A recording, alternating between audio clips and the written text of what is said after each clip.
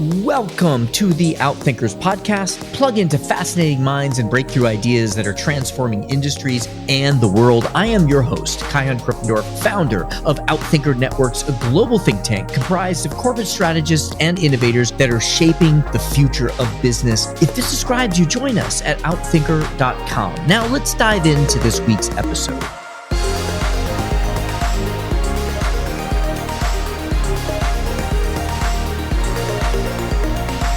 So we argue in the book for a new discipline around growth. So as we're growing, the assumption often is like, oh, we've got our customer base. Let's grow by adding more customers. And then the current customer base will be fine. It'll be fine. We'll just add these new customers in and everybody will be happy.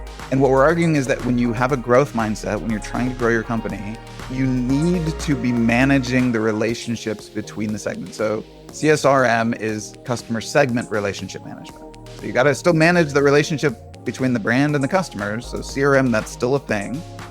But now you also have this additional problem of managing the relationships between those customer segments. So that's the CSRM.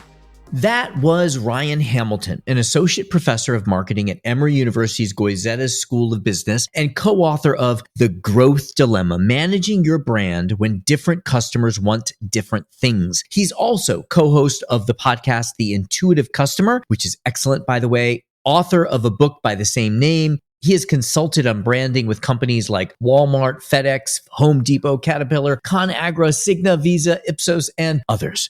And here is what we are digging into today. To start a successful brand, you usually need to focus on a specific, often a niche customer. But to grow the brand, you need to expand your customer base. A few brands have done this well. Think of Starbucks or Apple. They have this loyal, passionate base of fans that still stick with them as the brands become ubiquitous. But more often, brands fail to scale because the new customer they need in order to scale are too different from the core customers that got them started. These customer bases or segments have different values or needs or beliefs. You know, you're the first customer to buy into the new car brand or the new coffee shop or gym. And later you realize everyone is driving the same car to the same gym, picking up the same coffee on the way. Or even worse, you realize that those people aren't people that you identify with, or maybe you don't even like. And those are the ones that are doing it. And this is the dilemma that we are going to untangle today. How can you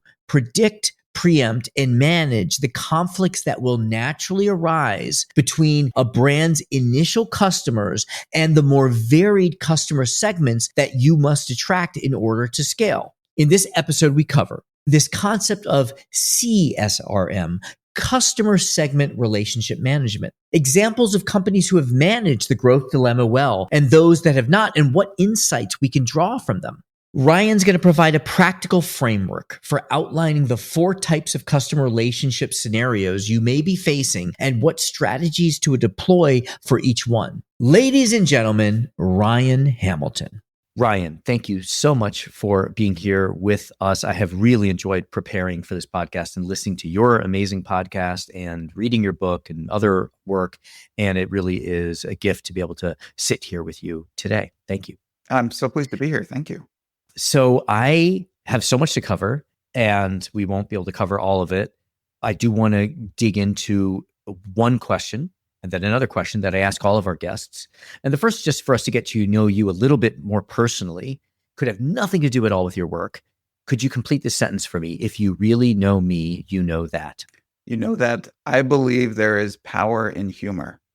So I think that, and there's research to back all this up, but I think that humor is a powerful way of getting people's attention and of encouraging them to remember things, to facilitate learning. It can be a persuasive device.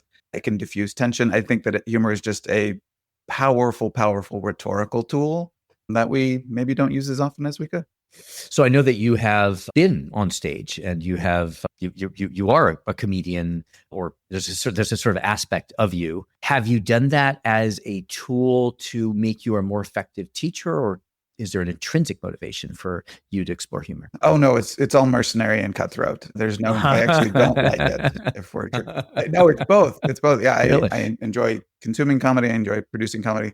But yeah, whatever modest success I've had in my career, some significant portion of that can be attributed to the fact that I try to be funny when I teach and when I communicate with other scholars. And I believe in it. I think that it makes life better.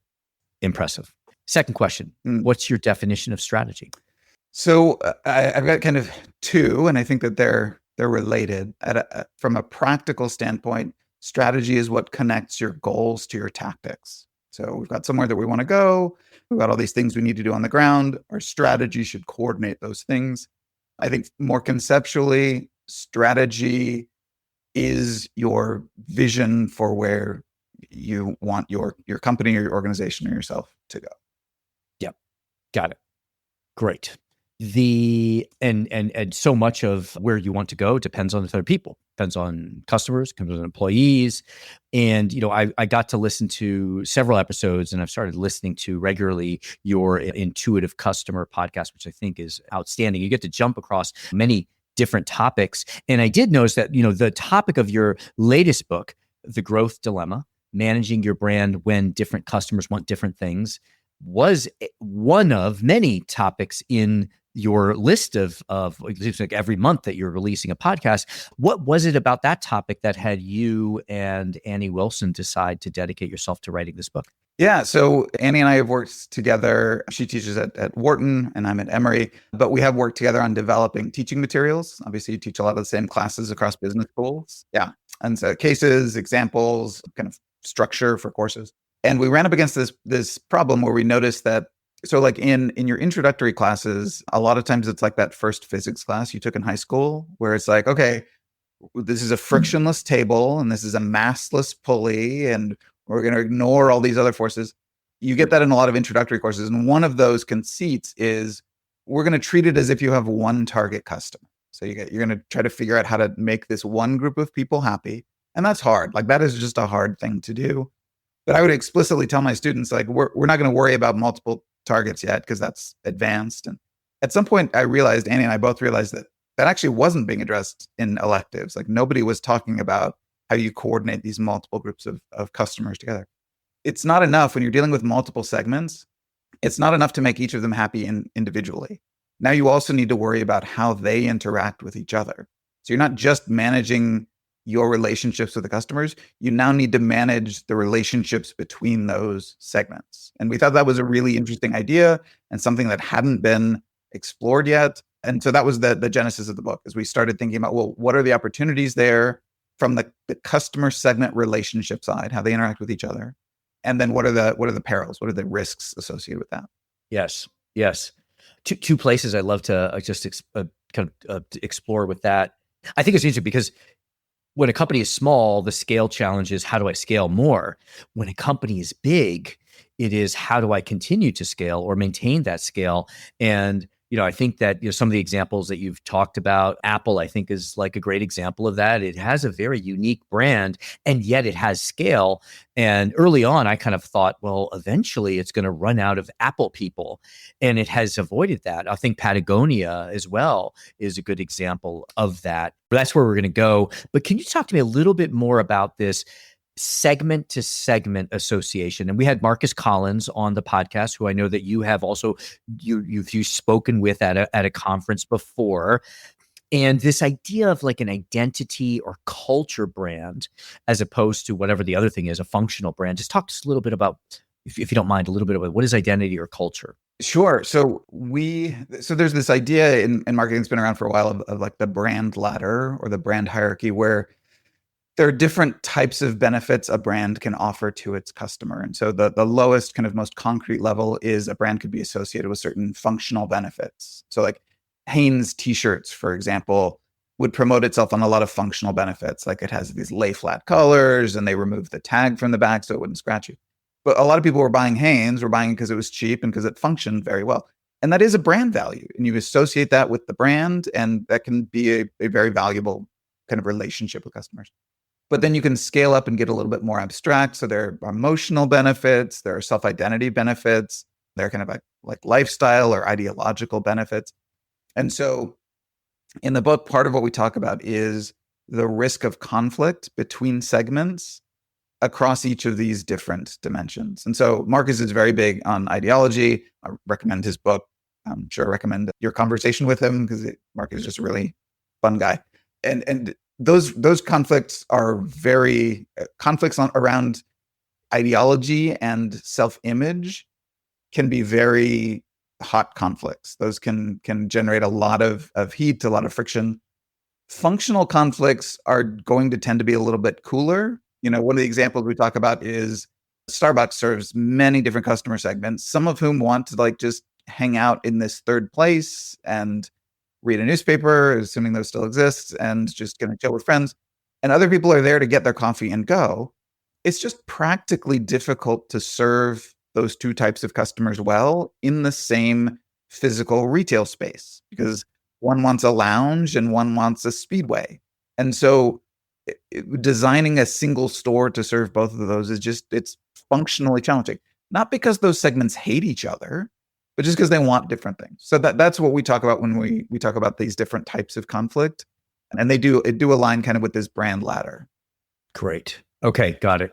And we do want to focus on these types of conflicts, and I want to go into the matrix of your framework. But just want to kind of just to double click a little bit more on this identity piece. Do you think, and this is just my perception as a consumer, that brands have moved, I don't know, the last 20 years or so from more functional to more emotional identity culture, or is that just me getting older? No, not at all. I think that whether or not brands have actually moved in that direction, I think brands and people who care about brands talk about it more in those terms. I think that there are still a lot of very successful brands that rely mostly on functional positioning.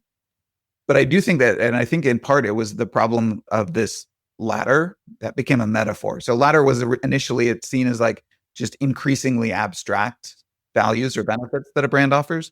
And I think a lot of people have interpreted that as, oh no, top of the ladder, more abstract benefits, ideology, lifestyle. That's clearly better and aspirational. And that's where we should all be trying to go with our brand.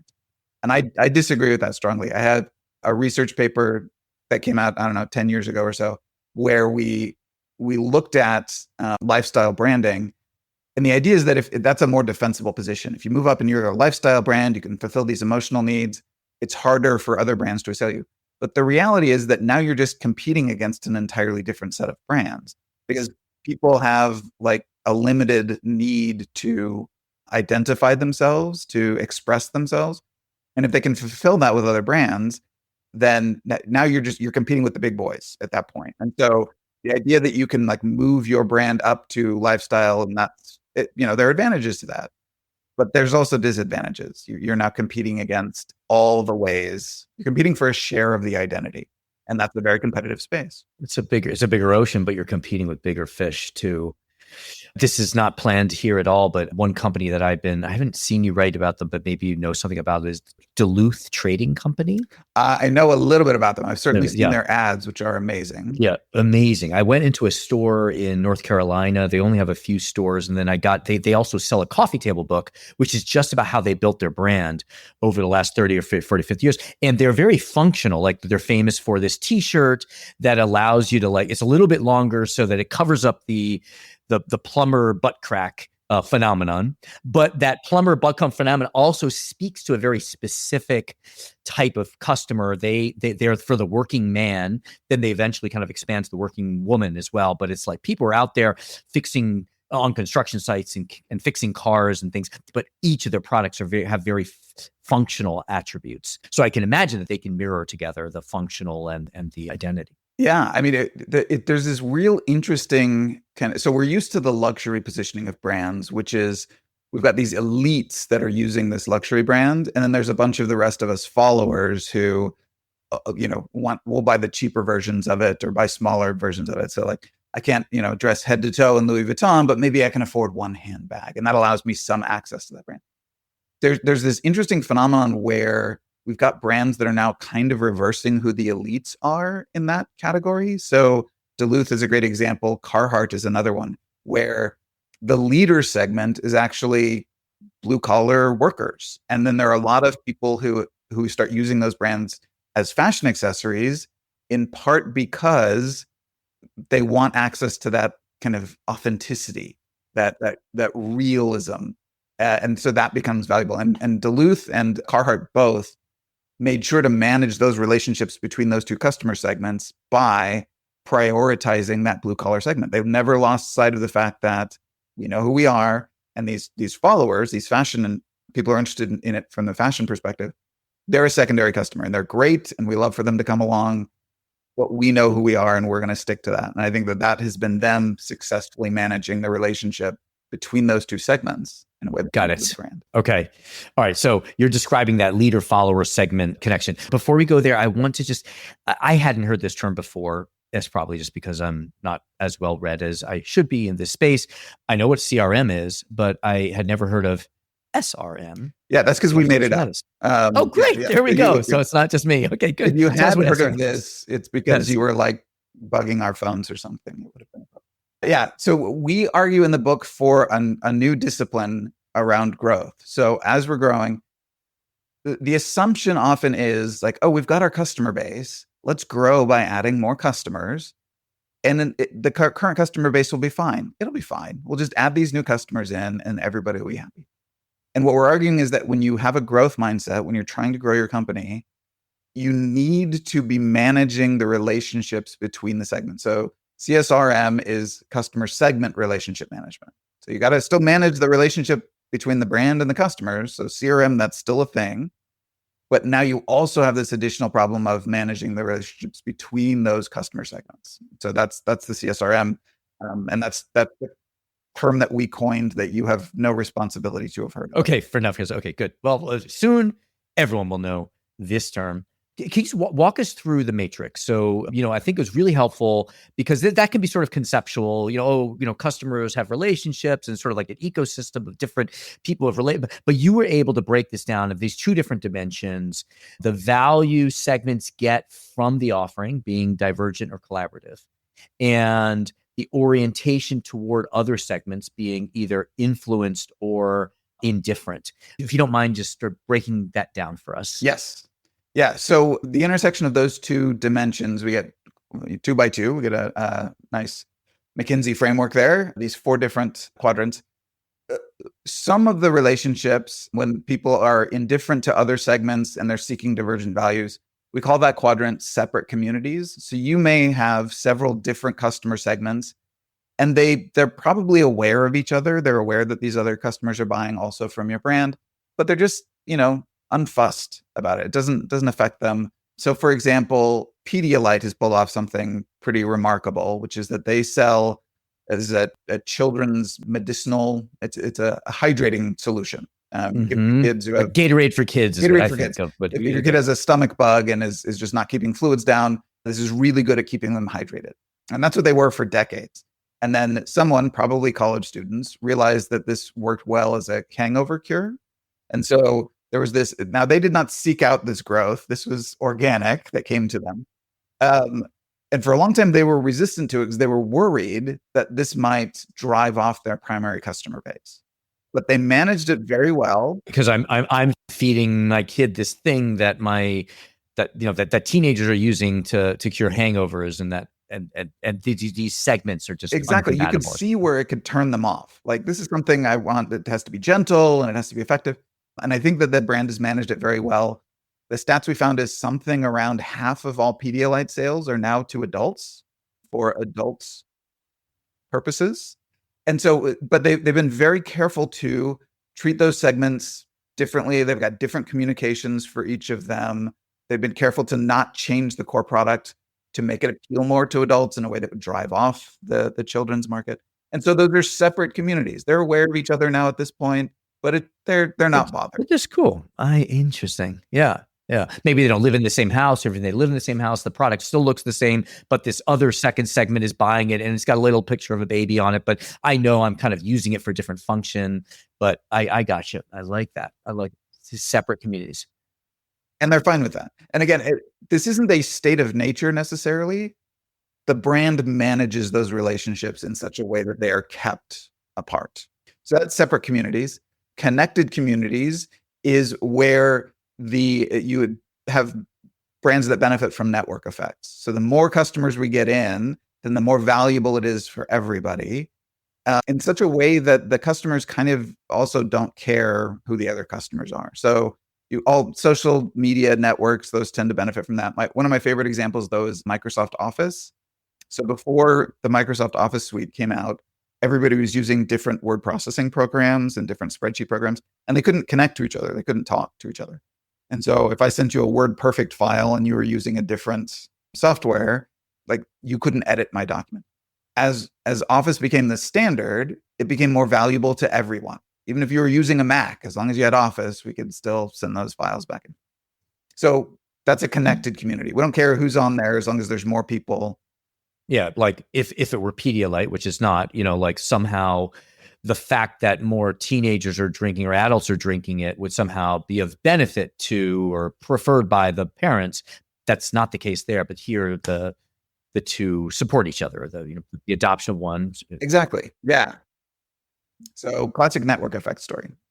Third one we've already mentioned, which is leader follower. This is where you've got segments in kind of a vertical hierarchy, where one segment is a leader segment and the follower segment gets something out of the fact that the leaders are there. So we talked about how for Duluth and Carhartt, the fact that these blue collar workers are there, it gives credibility to the brand in such a way that the followers who are buying it for fashion purposes benefit. Okay, so I was going to break it down. So here there is the network effect. The value segments get from the offering is collaborative, but on the other dimension, orientation towards other segments is influence. So that means that, hey, I don't really know how to fix a sink, but I'm wearing a shirt that someone who knows how to fix a sink wears. So that's going to make, makes me feel good or look good or whatever that is.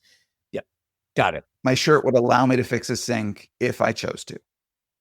And then the last quadrant, these are still influenced by each other, but in a negative way. So negative network effect, in effect. Yeah. So this is the incompatible segments. You and I want different things, and it's hard for us to get what we want without stepping on each other's toes in some way. Right. And so this is the segment where the conflict happens. The other three segments that we already talked about, it's possible to grow successfully, sustainably. They each have their pros and cons. There's not a lot of pros for incompatible segments. And unfortunately, there's just lots and lots of examples of brands that try to grow by pulling in new segments, not realizing or not appreciating that that's going to cause conflict with their current customer base to who they are in order to attract this new segment.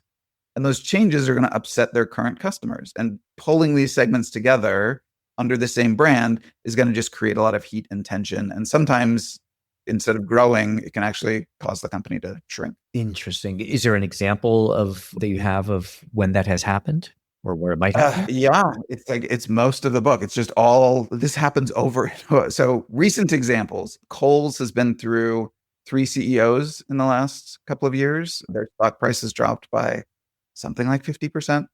And it was this story, right? Kohl's had a customer base and they said, let's grow. And so they said, well, why don't we move upscale?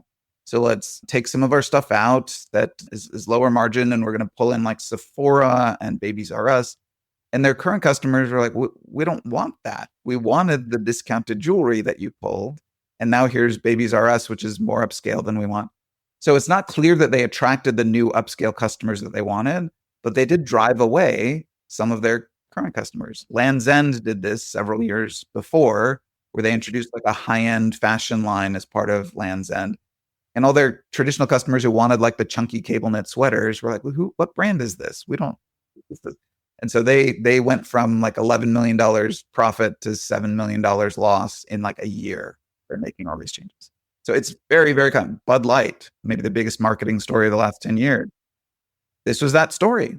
They had a customer base that was a little bit middle-aged to older, pretty traditional, fairly conservative. They wanted to reach out to new customers. And so they wanted to make themselves more progressive, more inclusive. Bud Light had been sponsoring pride parades for like 25 years. I didn't realize it had so much heritage. Interesting. Oh, but because they were separate communities probably at that point. That's exactly right. That's exactly right. How do you know that Bud Light is sponsoring a pride parade? you go to a pride parade, which means you probably are supportive of that. It wasn't until they hired a trans influencer and then that kind of jumped the track and became a story on its own that these two segments, which, as you say, were separate communities, collapsed into conflict and they became incompatible. Interesting. So I guess the way I'm thinking of that is that if you can manage your brand so that you end up in something other than the incompatible segment quadrant, that's answer one. And then regardless of which one you end up in, you do have these three different strategies for reconciling them. But maybe before we go in there, maybe if you don't mind breaking down, I thought it was very helpful, the main types of issues, functional conflict, brand image conflict, user identity conflict, ideological conflict. Maybe you could break those down for us. Happy to. Yeah. So functional conflict, we've already talked about. This is where just they want different functional things from a brand. There's not a lot of heat there usually, but it can be a big problem for the brand. As I said, Starbucks has run into this. Starbucks has done some very clever things to try to manage that functional conflict. In particular, we talk about the different store types that they have that try to channel their different segments to different places. Mm-hmm. So, give us an example of that, just for people who maybe just so if it's some Starbucks have just like a kiosk standing on there. If you're one of these third placers, these people wants to hang out, you're not going to go there. That doesn't fit your needs at all. Starbucks has introduced some locations that are intentionally out of the way to focus more on kind of upscale kind of culture of coffee experience. And it's designed for people who want kind of the old sophisticated Starbucks and the old third placer environment. So again, that separates those segments. And it removes the operational complexity if we are focusing on more in one segment. Yes. Mm-hmm. Got it. So so each place can specialize. Yeah. So you raised Patagonia. That is an example of brand image conflict. Patagonia had a very lucrative side segment of customers who worked at finance firms and tech firms, hedge funds who would buy these fleece vests in bulk and then have their logo on it. There's a hilarious Instagram account called Midtown Uniform, which is just pictures of these clusters of usually men looking like they're out at lunch, all wearing matching fleece vests. It's great. It's great. But the problem that was a lot of money for Patagonia. That's great. The problem is it created brand image conflict. Patagonia had a very strong environmental ethos.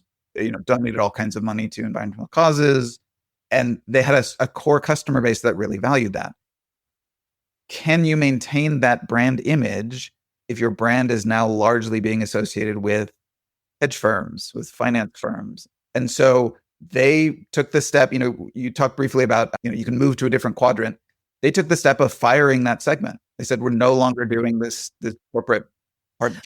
I do remember that, because I lived in Greenwich, Connecticut, kind of one of the capitals of the hedge fund world. And I remember right about then it was, they would not take orders from well-known financial brands that wanted to buy, 50 or 100 or 200 of them for their offsite, right? They just refused to say, yeah, right. And yet they were wise enough to recognize this is actually a long-term brand threat. Because I'm just linking it back to your framework, because they realized that these were incompatible segments. And if they pursued both of them, they would end up with this conflict, unreconcilable conflict. Great. So that's brand image. User identity is similar, but we thought there was enough difference that we wanted to distinguish them. User identity, some brands are used to express a person's identity, to signal that I belong to a group or a subculture. And when that brand starts inviting in other people, it can dilute the signal value there. So we talk about in the book the example of the Supreme, the skateboard company. So this was like a legit skateboarder brand for a long time. They would have like half pipes in their stores. They were just very core to skater culture. And then it became a fashion brand, kind of a streetwear fashion brand. My co-author, Annie, taught me the word hype beast, which I didn't know before. But yeah, so it became very popular as a fashion brand to the point that it started to crowd out the original skateboarders, right? If I wore Supreme to signal that I'm an actual skateboarder, and now I start seeing it everywhere on people who are clearly not a part of my community, it no longer has that signal Yes, value. yes. And this is where we're touching on the Marcus Collins stuff about artifacts and behaviors, and your stuff also, which is not so explicitly in this book, but you talk about habit formation, how brands can build habits, because I imagine habits are a physical kind of signal of a certain belonging to a culture. Yeah, it ties very much in with that. So, being a part of a tribe is really fundamentally important to us as human beings. And so brands are one way that we signal that. And by growing, a brand can erode that value. So the last one is ideological conflict. This tends to be less common, although it's increasingly more common nowadays. But it's the idea that through using a certain brand, we might signal some of our core values or beliefs, or that brands can become associated with values or beliefs through who they serve. There are lots of different ideological groups that use the same brand without any problem, right? Conservatives and liberals both buy Honda Accords. It's not a thing. But when a brand becomes associated with one segment or one segment's values, then it can become a problem. So we've already talked about Bud Light. I think that was an example of ideological conflict. So they're rare, but they can be explosive when they happen. So I want to go into the strategies to reconcile. We've talked about firing customers and segmenting, but before I go there, I just what's coming up for me is Tesla, is because I think Tesla was kind of cool. If I'm looking at this, I'm kind of thinking Tesla starts with segmenting, and you know more about this than I do, but maybe the EVs were targeting, say, green motivated people, and they started realizing that they could create this leader follower segment dynamic by targeting really like high techy people who then people would want to adopt. And then at the time of this recording, we're coming off of Elon Musk being very involved in politics that are divisive whatever side you're on. I don't know. Yeah. Have you looked at Tesla from these lenses? So I think Tesla's brand, from my perspective, exists in two chapters. There's kind of pre-political Elon and post-political Elon. From the perspective of our framework, the story is cleaner pre-political, because there we're talking mostly about different customer segments as opposed to the owner's personality. But I think that Tesla was extremely clever when they launched, in that they, unlike Prius or the Honda Insight, or some of these early hybrid or electric cars, they didn't position around environmental friendliness as much. That was kind of like a side benefit. But they launched with a Roadster. This was a high performance, high tech, highly exclusive brand. And that became their leader segment. When they added kind of more sensible sedans, it was cool, right? So it wasn't that it was a green car. It was a green car that was cool, because they had this leader segment that was in it because they were considering buying a Tesla or a Ferrari. That was the choice for those first models. Now, afterwards, and Elon complicates the story from the perspective of our segment. But yes, now we're getting into ideological conflict around the different kind of values of the company, and then the segments. So it's I guess like what I'm looking, as people are listening here, they don't see us, but I'm looking at your segment compatibility matrix, and I think it's really helpful. If anyone listens to this podcast, when they listen to it, if they can find an image of this, it really helps. I think that what I'm hearing is that, tell me I may be completely wrong, but they're starting leader follower segment. That could work really well. They could probably have layers and layers of leader to follower to follower to follower, but the political piece might be pushing them too much into the incompatible segment, right?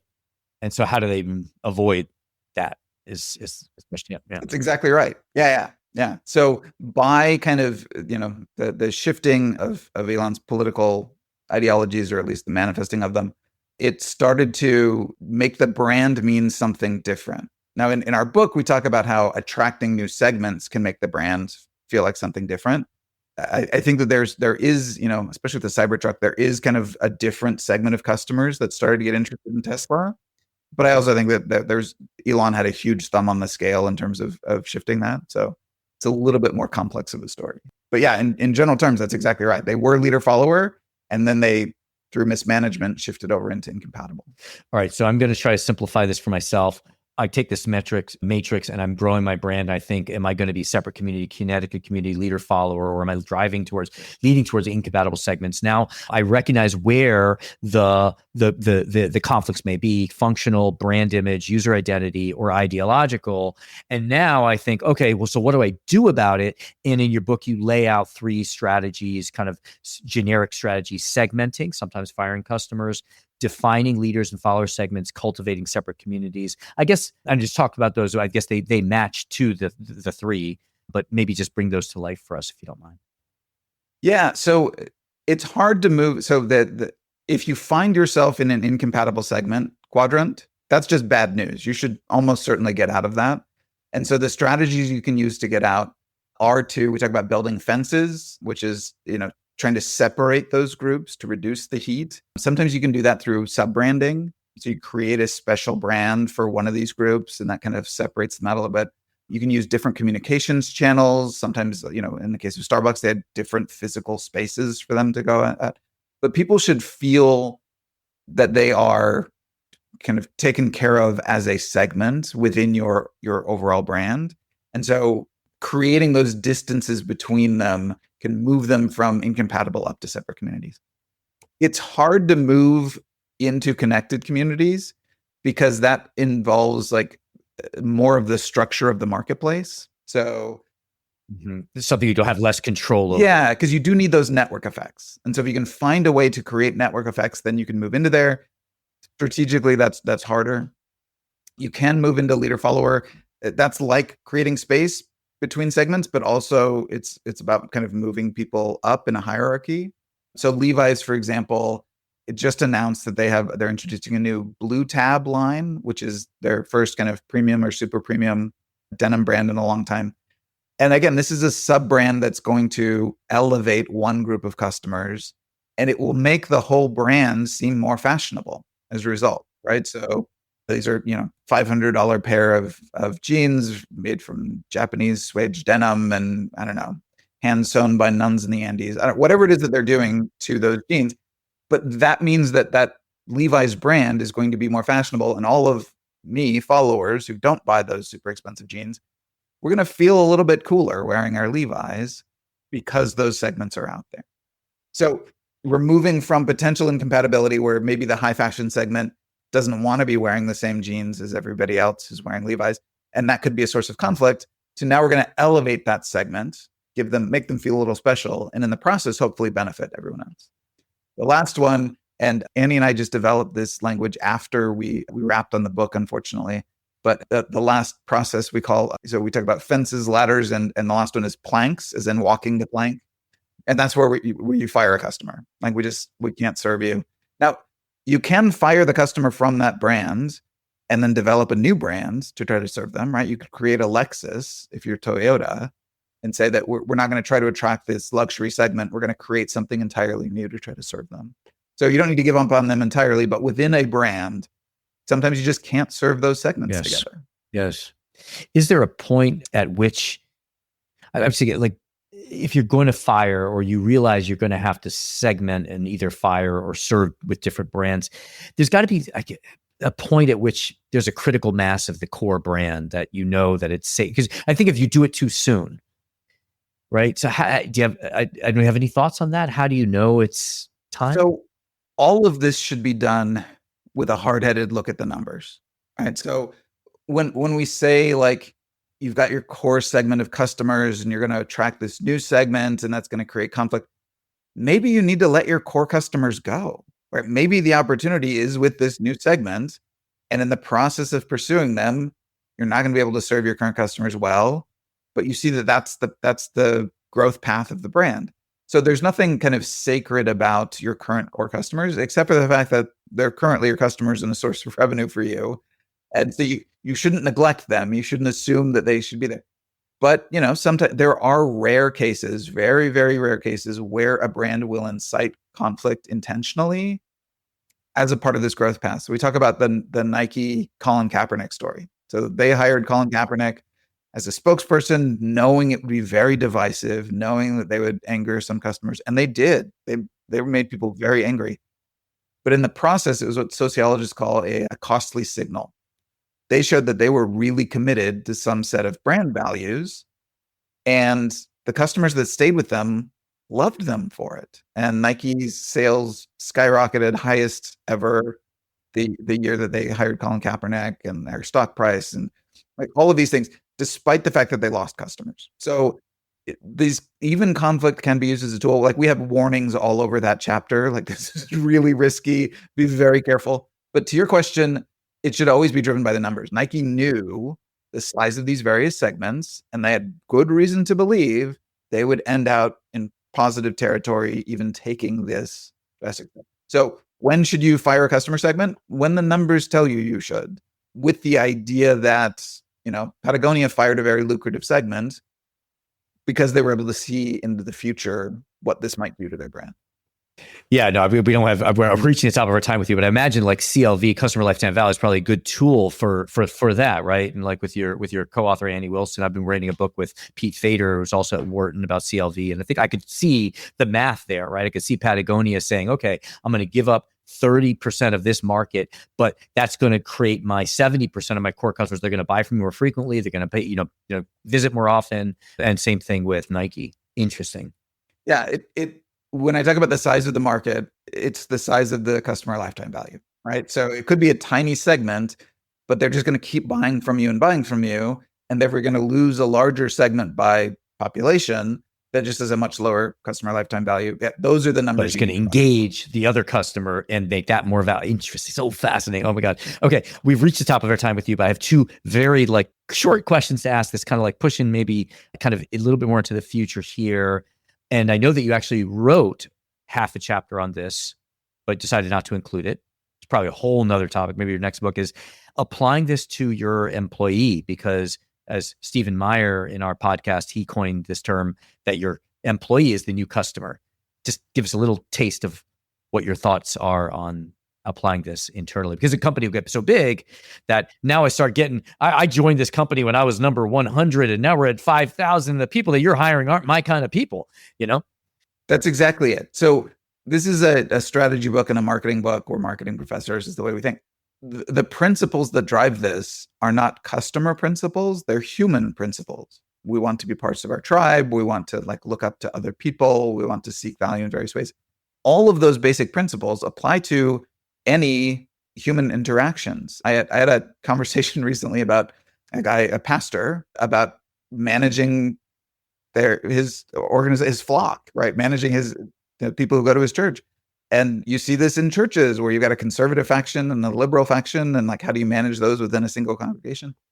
Absolutely, some of the same principles apply to employees. So do you have, you talked about early hires and later hires. Do they fundamentally want different things out of the company? Do they have different sources of value? Do they have different ideologies? Are there just different fundamental values, or is it more kind of differences in functional benefits from the company? You absolutely need to manage that. So yeah, anytime you get a large enough group of people together where it creates factions, I've also talked to political consultants about managing a political party that is made up of factions, and are those factions leader follower, or are they incompatible? And so anytime you get a large enough group of people together, this is going to potentially be an issue. Look for those paths for sustainable growth, and look to manage those sources of conflict. Yeah, we could spend a whole episode on that. Last question, because I know that we're reaching the top of our time with you. We had David Edelman on our podcast. He talks about personalization. He used to be the chief marketing officer at CVS, and kind of his premises, and you've certainly come across as well, is that we can now take information, compress it, we can create content, so we can create more personalized experiences for. Tell us about that. It seems to me that opens up the separate communities opportunity for us, because people can have different relationships with the same brand. I think it's a double-edged sword there. That you speak to the benefits of it, and I think you're right. I think that the more customized the content, the greater the opportunity for kind of creating unique independent messaging for each group, potentially for each customer, and that should kind of separate things to a certain extent, reduce risks of conflict. I think the flip side of that, which I haven't seen a lot of people talking about yet, is what is a brand? What does it mean? And so to me, I define a brand as a memory structure. It's all these associations that people have. And I worry a little bit that in an era of hyper customization and micro targeting, that the memory structure that I create for a brand could be entirely different from the memory structure you create for a brand, which serves each of us well functionally, but there's going to be less of that kind of shared identity of the brand. And so you might lose things like identity value and brand image value and even ideological value, because your brand X is entirely different from my brand X, even if on an individual level our transactions make us both happy.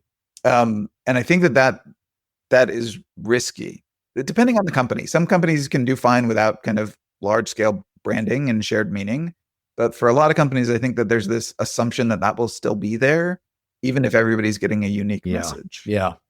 No, it's fascinating. I think it's sort of like if you've got a friend and that friend is acting one way to one person, another way to another person, I just don't trust that person. They become manipulative, calculating, right? And I've saw some research that says that people don't trust algorithms in part because they trust people who make decisions that are not logical. I am going to hold on to you as a friend, even though it's not to my benefit, right? So fascinating. All right, so much more. And I know, and I can see that you've got pockets of all kinds of other things that will hopefully be future books. For right now, we're going to definitely encourage people to buy The Growth Dilemma and listen to your podcast. How else can people connect with you and continue to learn from you? I'm on LinkedIn if you want to reach out. But yeah, the book is something we're very excited about. And we did our best to make it entertaining too. Annie cut a lot of my jokes just in the interest of good taste, which I respect her for, but some slipped through. Good. Well, maybe you can have like an appendum of just the joke version. Good.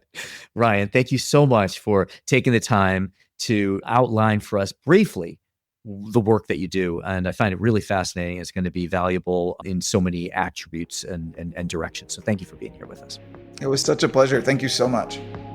Thank you to our guest, Ryan Hamilton. Thank you to our producers, Karina Reyes and Zach Nest, our editor, and the rest of the team. If you like what you heard, please follow, download, and subscribe. I'm your host, Kyan Krippendorf. Thank you for listening.